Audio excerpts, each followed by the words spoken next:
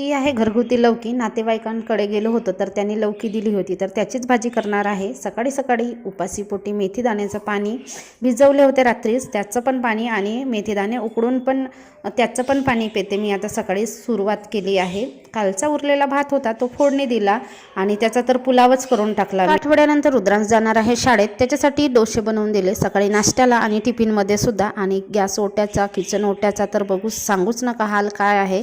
अवतार पांडुरंग. आणि नंतर रुद्रांशची व्हॅनची वाट बघायला गेलो तर तिकडे दिसला बैलबंडी, तर बैलबंडीचं पण थोडंसं व्हिडिओ घेतला मी.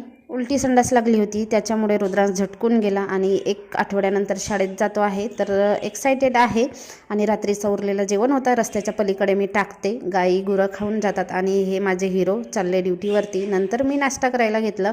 फोडणीचा भात, मटकीची उसळ कॉम्बिनेशन तर छान आहे, मला आवडतो. दोन्ही पदार्थ आवडीचे आहेत. मस्त पोटभर नाश्ता करून घेतला आणि फळं